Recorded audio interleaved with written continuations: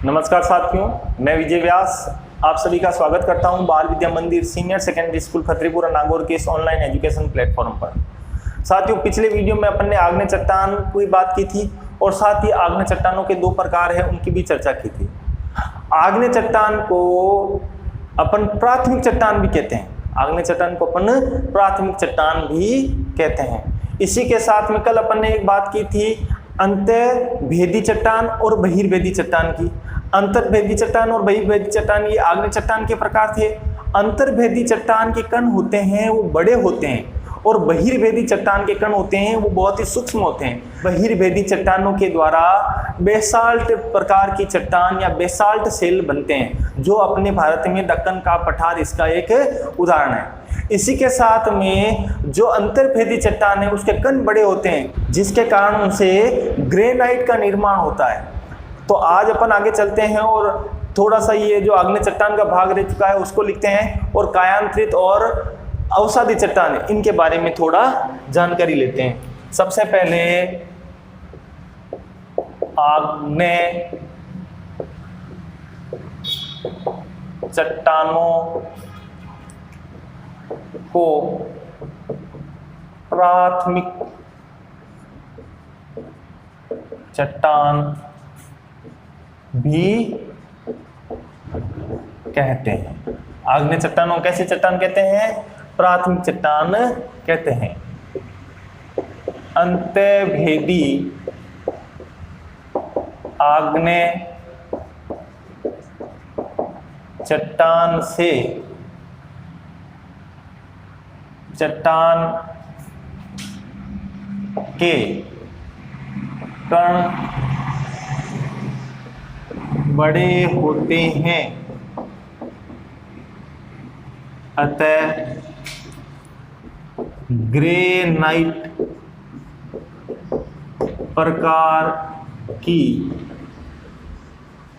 Cell का निर्माण करते हैं।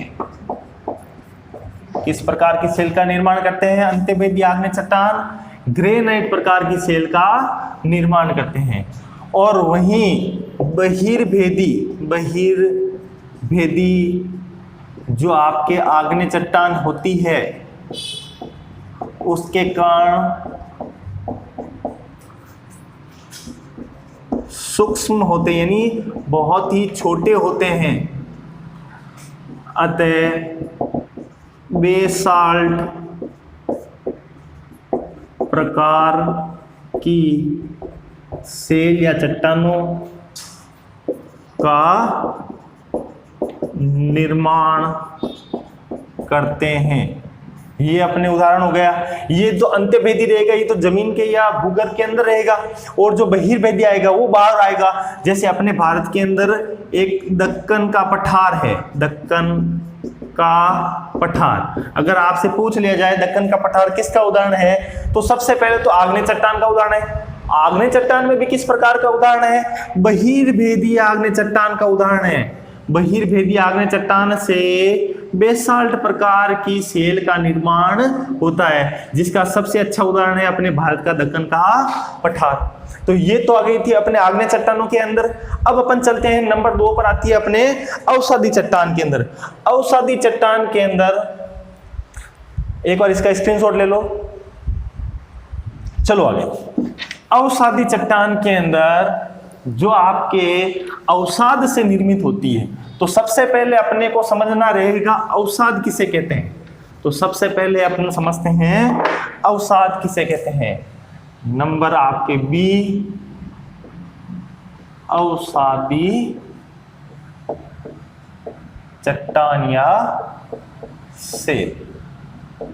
तो ये अवसाद से निर्मित होती है, तो अपन यहां लिख देते हैं अवसाद से निर्मित सेल। तो अब अपन समझते हैं अवसाद किसे कहते हैं। अवसाद जब चट्टान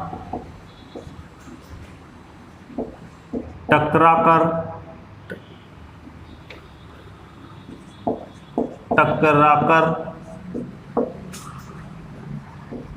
चटक कर या लुढ़क कर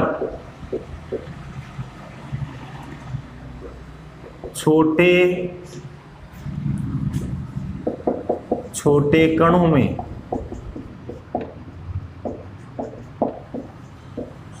विभाजित हो जाती है, उसे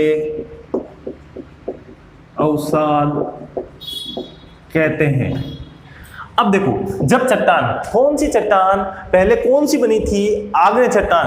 अपन यहां पर चट्टानों की, हालांकि कायांतरित या आग्नेय चट्टान किसी भी प्रकार की चट्टान आपस में टकरा कर या चटक कर या लुढ़क कर किसी भी प्रकार छोटे छोटे कणों में विभाजित हो जाती है, तो उसे अपन इन छोटे छोटे कणों को क्या कहते हैं? अवसाद कहते हैं। और ये अवसाद पानी या हवा के माध्यम से एक जगह इकट्ठा हो जाते हैं और लंबे समय के बाद में ये अवसाद एक कठोर परत का निर्माण कर देते हैं और यही परत अपने क्या कहलाती है? अवसादी चट्टान कहलाती है। तो देखिए, लिखिए आगे, ये अवसाद हवा पानी से एक स्थान से दूसरे स्थान पर जाकर जम जाते हैं तथा लंबे समय पश्चात कठोर परत का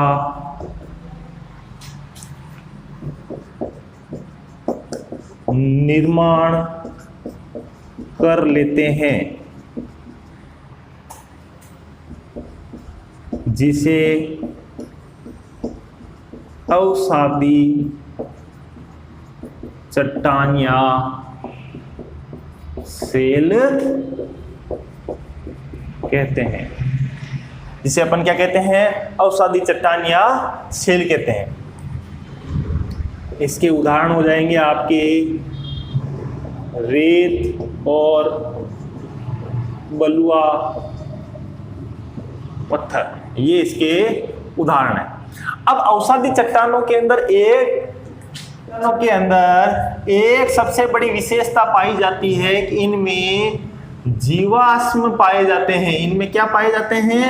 जीवाश्म पाए जाते हैं। जब ये मिट्टी के कण हवा और पानी के साथ एक स्थान से दूसरे स्थान पर जाते हैं तो अपने साथ में कुछ लकड़ियां या किसी जीव के अंश या पेड़ पौधे ले जाते हैं और अपने साथ में जमा लेते हैं।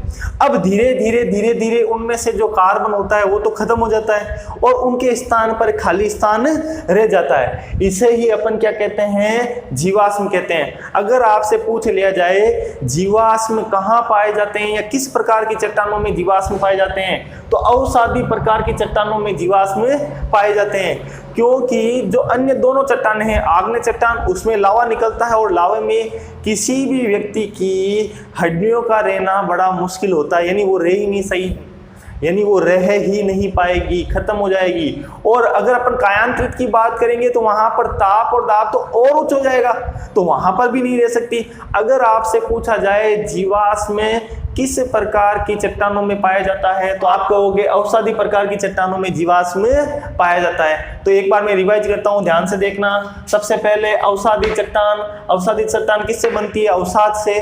अवसाद क्या होता है? जब चट्टान होती है, अवसाद क्या होता है? जब चट्टान होती है टकराकर, चटक कर या लुढ़क कर छोटे छोटे कणों में विभाजित हो जाती है, उन्हें ही अपन अवसाद कहते हैं। और ये अवसाद पानी या हवा के माध्यम से एक स्थान से दूसरे स्थान जाते हैं और वहां पर जमा हो जाते हैं और लंबे समय पश्चात में वो क्या होता है? एक कठोर परत के रूप में बदल जाते हैं। यही कठोर परत क्या कहलाती है? अवसादी चट्टान कहलाती है।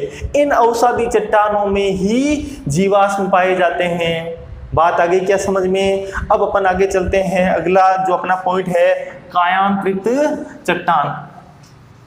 नंबर 3, कायांतरित चट्टान। कायांतरित जिस प्रकार अपने को नाम से ही पता चल रहा है, काया में परिवर्तन करना। काया में परिवर्तन कब होगा? जब दाब और ताप उच्च रहेगा। तो इसका मतलब क्या हो गया? जब आग्नेय व अवसादी चट्टानों पर दाब व ताप उच्च होता है तो अपनी काया में परिवर्तन कर लेती है या अपने रूप में परिवर्तन कर लेती है, उसे अपन कायांतरित चट्टान कहते हैं। अब देखो, चट्टानें तो अभी तक अपन ने दो ही प्रकार की पढ़ी थी, तो दो प्रकार की चट्टानें परिवर्तन होगी। याद रखने का तरीका क्या हो गया? दो प्रकार की पहली दो चट्टानें कौन कौन सी? आग्नेय या अवसादी चट्टान। इन आग्नेय या अवसादी चट्टानों को अगर उच्च दाब और उच्च ताप पर रखा जाए तो इसमें काया में परिवर्तन हो जाता है। जैसे अपन ने बात की थी चिकनी मिट्टी, ये चिकनी मिट्टी किसका उदाहरण है? अवसादी का। अगर चिकनी मिट्टी को उच्च दाब और उच्च ताप पर रखा जाए तो ये किस में परिवर्तन हो जाएगी? ये परिवर्तन हो जाएगी स्लेट के अंदर। और अगर उसी प्रकार अगर कोयले को उच्च दाब या उच्च ताप में रखा जाए तो किस में परिवर्तन आ जाएगा? वो हीरे में बदल जाएगा। अगर अपने चूना पत्थर को उच्च दाब और उच्च ताप में रखा जाए तो वो किस में बदल जाएगा? संगमरमर में बदल जाएगा। तो अपन यहां पर नंबर 3 या सी लिखते हैं, कायांतरित चट्टानें या सेल। किसे कहते हैं? आग्नेय व अवसादी चट्टानें उच्च दाब व उच्च ताप के कारण कायांतरित चट्टानों में बदल जाती है। वापस ध्यान से देखो, आग्नेय व अवसादी चट्टान उच्च दाब व उच्च ताप के कारण कायांतरित चट्टानों में बदल जाती है। इसके उदाहरण लिख लेते हैं अपन। नंबर 1 कि अगर चिकनी जो आपकी मिट्टी है उसको उच्च दाब और उच्च ताप पर रखा जाए तो किस में बदल जाएगी? स्लेट के अंदर बदल जाएगी। और अगर आपके कोयला है, इसको उच्च दाब पर रखा जाए और उच्च ताप पर रखा जाए तो ये हीरे के अंदर बदल जाएगा। और अगर आपके चूना पत्थर है और उसे उच्च दाब और उच्च ताप में रखा जाए तो वो संगमरमर में बदल जाएगा। तो इसका मतलब क्या हो गया? उच्च दाब और उच्च ताप में रखने पर कायांतरित चट्टानों में बदल जाती है। वापस देखिए, आग्नेय व अवसादी चट्टान अगर उच्च दाब और उच्च ताप में रखेगी तो कायांतरित चट्टानों में बदल जाएगी। इसका प्रमुख उदाहरण है चिकनी मिट्टी से स्लेट का बनना, कोयले का हीरा बदलना और चूने पत्थर का संगमरमर में बदलना। ये तो हो गई आपके तीनों प्रकार की चट्टानें। अब अपन देखते हैं कि सेल चक्र किसे कहते हैं। आपके साथियों कक्षा में बड़ा इंपॉर्टेंट पॉइंट दे रखा है, सेल चक्र। ये आपकी इस पाठ का अंतिम पॉइंट है, सेल चक्र। नाम से ही पता चल रहा है, देखो सेल का मतलब हो गया चट्टान और चक्र का मतलब हो गया है एक चक्र के रूप में चलना। कब चलेगा? जब सेल अपने मूल रूप से परिवर्तन होगी। अपन ने कायांतरित चट्टानों के अंदर पढ़ा था, क्या पढ़ा था कि आग्नेय चट्टान और अवसादी चट्टान उच्च दाब उच्च ताप के कारण परिवर्तन होकर कायांतरित में बदल जाती है। तो यही एक सेल चक्र का रूप है, यही एक क्या है? सेल चक्र का रूप है। तो अपन लिखते हैं, अपना अगला जो पॉइंट आता है सेल चक्र किसे कहते हैं? निश्चित दशाओं में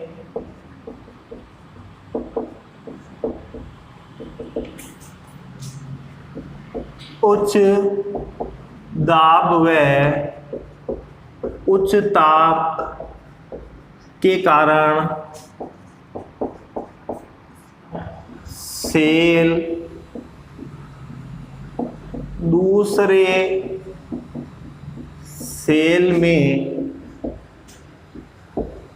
परिवर्तित हो जाता है। ये परिवर्तन ही सेल चक्र कहलाता है। ये परिवर्तन क्या कहलाता है? सेल चक्र। निश्चित दशाओं में उच्च दाब उच्च ताप पर, ये एक निश्चित दशा हो गई।